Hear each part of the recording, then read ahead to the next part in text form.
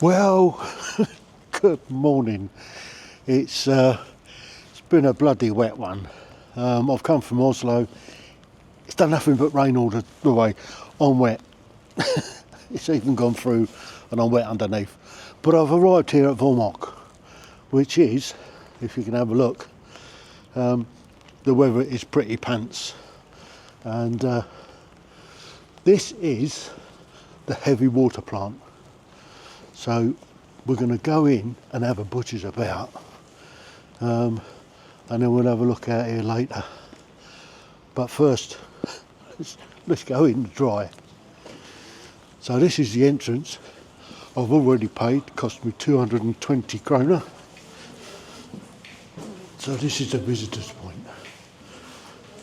So we'll just have a wander through. So there you go. Operation Gunnerside, 1943. So we're going to have a mince through, and we're going to go and start on the second floor because they have there's a film that tells you all about it, and Joachim Ronneberg has actually done a piece on the video. So we're just working our way up. That's our first floor, and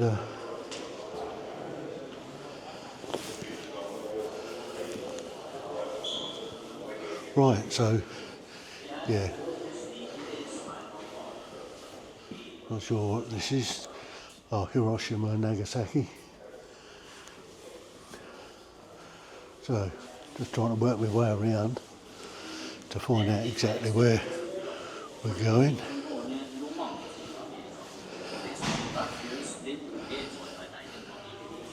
Right, it's all dark in here. No longer dark. So, just trying to work out where the film is.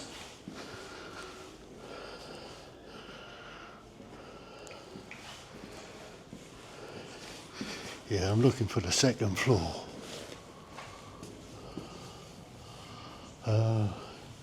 Experienced operation.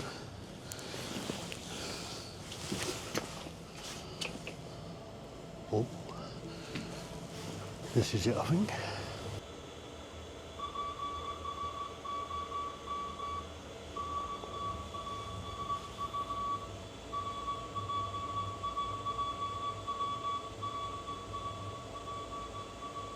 Her direkteordre fra London. Koste hva det koste vil. Kan jeg advare kameraten min? Han skal reise med ferje på søndag. Ja, beklager. Det er for risikabelt å kontakte ham. Det er vanskelig å vite hvor mange venner han vil sitte videre til, og så videre, og så videre. Jeg skjønner. Men har bare til Syverstad fortsatt tenkt seg med ferje? Jeg vet ikke. Men det kan jo umulig advare henne. Jeg sa til henne at han så stenga inne på kottet om nødvendig.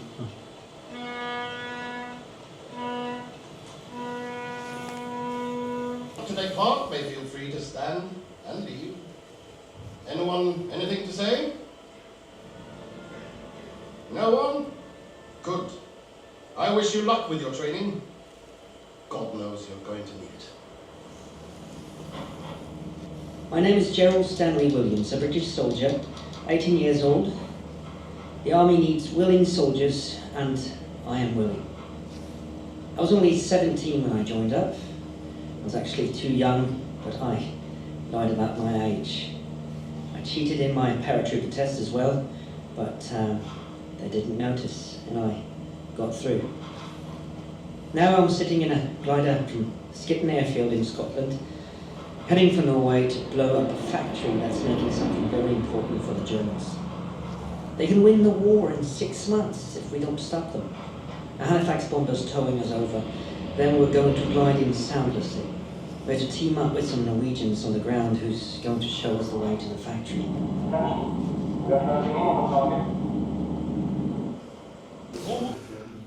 So this is a map of where we are at the moment. So I'm up here in Vormok. The village of Rjukan is here. and the North Hydro ferry is over here. So this is showing the bombing of Rjukan and the heavy water plant.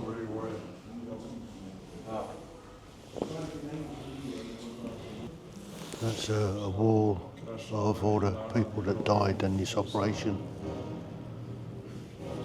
and the bombing. So what this map shows is Operation Gunnerside in 1943.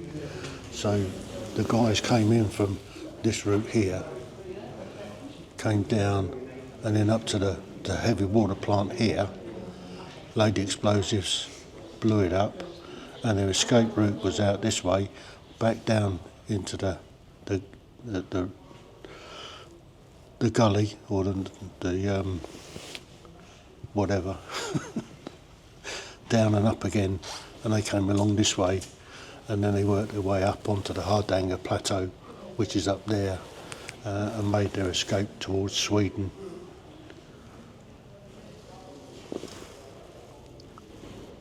So this map shows the Operation Freshman, which was they were flying in the engineers, and unfortunately what happened is that it crashed, killing everybody on board.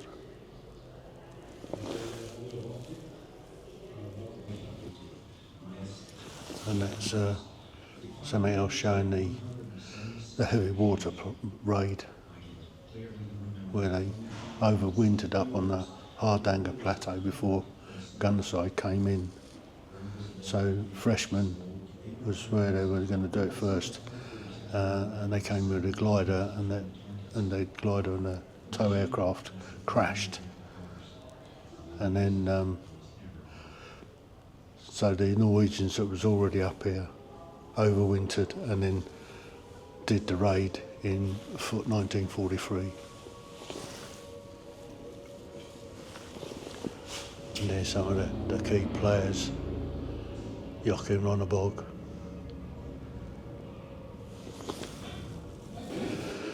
So this is the turbine hall where the heavy water was brought down from up there, and this is where it produced electricity. So you can just about see out the window there some of the pipes coming down. So this is the turbines, basically. This is the turbine hall. It's massive. It's massive, yeah.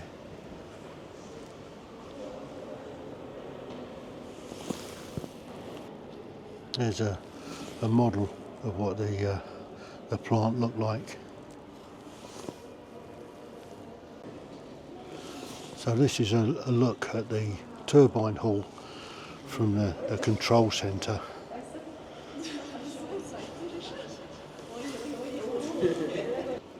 So this is where they controlled, I guess, the amount of water that flows into each of the turbines, and it's showing what it's producing, what it's kicking out.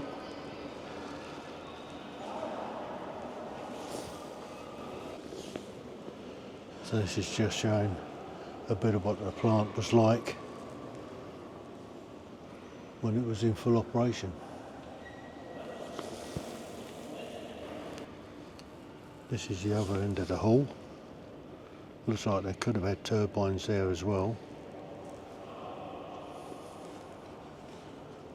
Just looking back at the other turbines. So now I've come into the heavy water cellar. So this is, I think this is the building where they actually blew up the tanks. So we'll go and have a look at that. This looks like part of the old building, and it looks like there's a bit of new building here as well. So I just come through from the hall there. Part of this is the old building that's been uncovered, and part of it is a new building that they uncovered in 2018, I think he said. So that's the route that the guys would have come down. And then we're going to go downstairs. So this is old building. So we're going to go down these stairs and have a look at the area that they actually blew up. These steps are quite steep.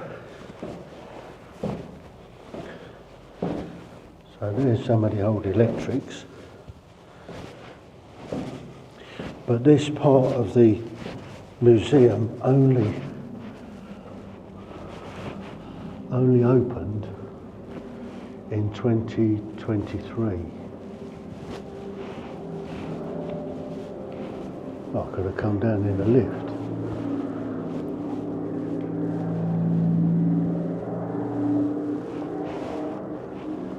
So this is the part of the building that they actually broke into and blew up. So there's a bit of a film, tells you about Operation Gunnerside, and it's giving you a timeline.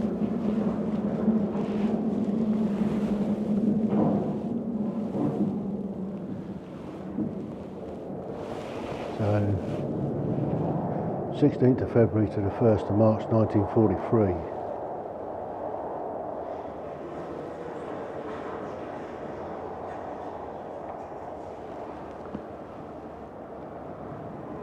So some of this was bomb damage by the Americans, so it was undercover.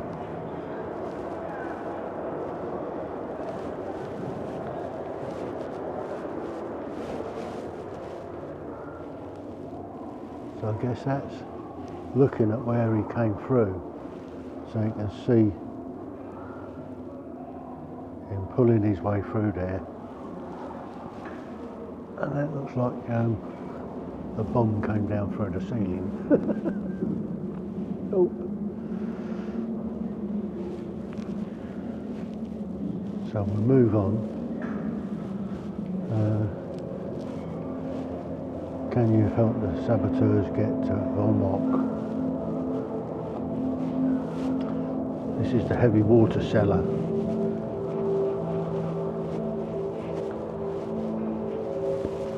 We're just moving down,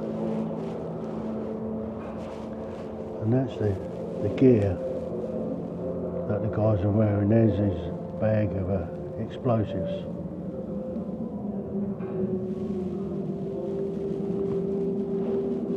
So the saboteurs' clothing and the equipment that they used. So we'll move on.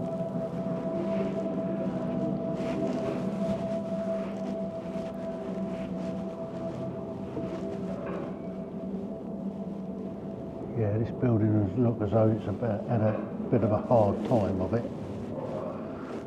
Oh, this is old matey's glasses.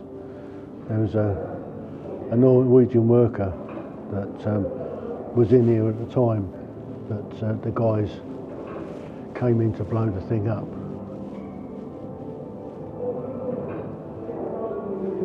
And he didn't want to leave his glasses behind. So I think it's going to be a bit of a film on in 50 seconds. Short turn in. Explosive charges and saboteurs were prepared beforehand. They perfectly fit the heavy water cells. Charges must be placed near the bottom of the cells. So we'll go in and have a look. So I've just come through there, and the film should be starting any second now. And that's what one of the containers look like.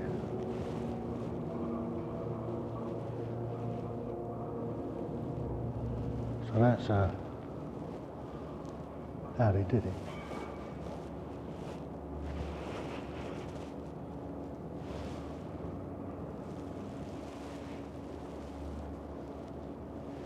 So the saboteurs came in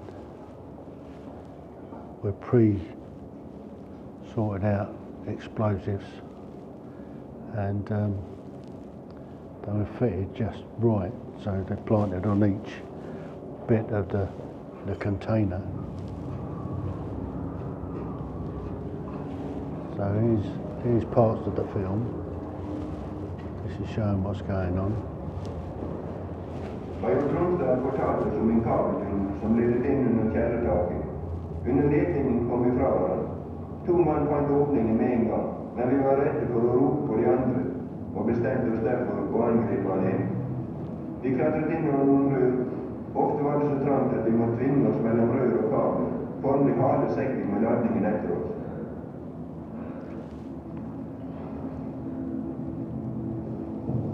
Omsider kom vi till åpningen och kunde titta in i källarhallen, och genom de vinduer som öppnade ut mot hallen skymtade vi maskinområdet. Någon metallcylinder med ett utall av rör och ledning. En norsk arbetare ryckte upp och avläste målar och passelser. Och där vi steg var ryggen gården, men larmen från maskineriet täckte oss ögonsyn. So this is what you can see down here. Vi lurades falla ner på källargolvet och snäcka oss upp till dörren. And there's a guy working inside. Heldigvis var han ljudlös. Vi rev den upp och tog kontrollören helt överraskad. Han blev fort rolig och la vild i händerna på hodet. Själv var jag allerede i full gång med att placera laddningen. Min vän passade på honom och underhållde med historier från England. Det är brittiska soldater som här försöker få tyskarna till förhandla på 1900-talet. Dere må skjønne dere må være forsiktige her. De kan eksplodere. Explodera, det är väl poäng. Vad går det med spränglagen? Joakim? Der går det meg. Jeg skal hente dem. Ah. So there you go. That's what it was like on the night. Yeah. So this is what they kind of uncovered. So this building was buried.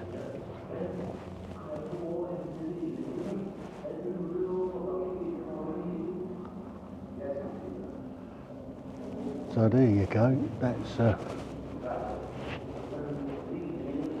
so they've only uncovered it fairly recently and added it to the museum. So up there you can see the main building.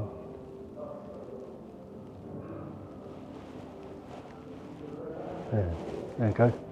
Smoking forbidden.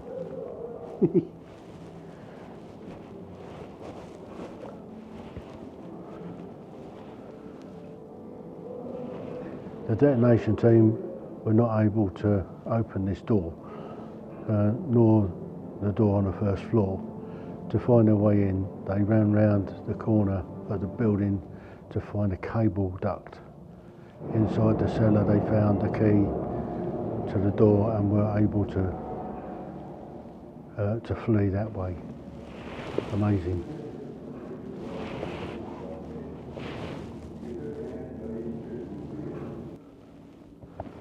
So this is the new exhibition hall.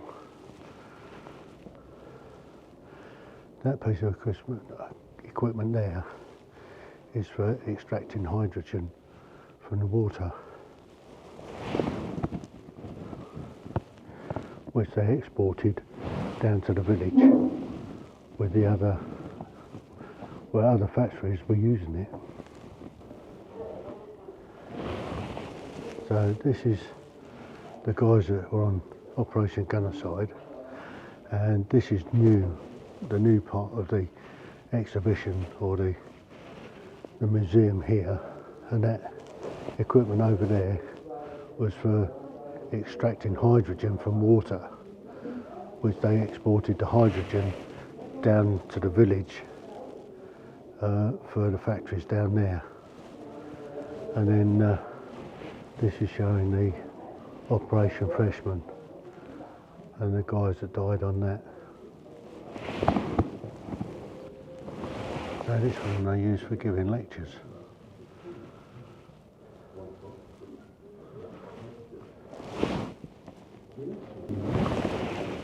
So this is showing the heavy water cellar.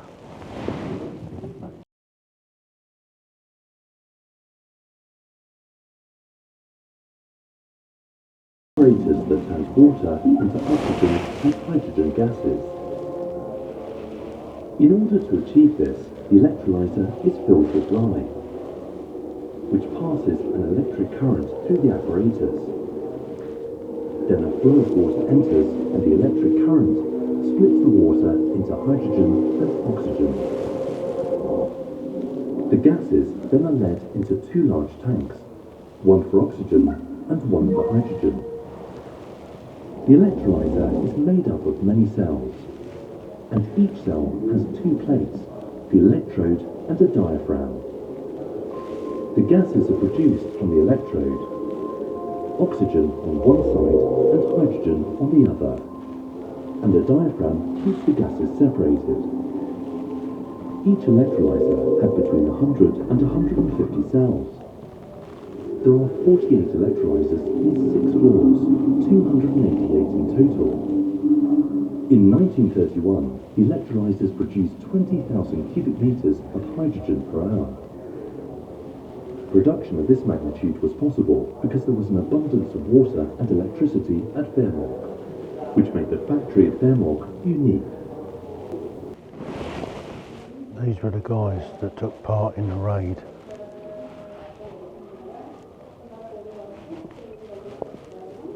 So those were the bomber crews, and these were the guys in the gliders, all either died or were executed by the Germans. Operation Grouse was part of the whole operation.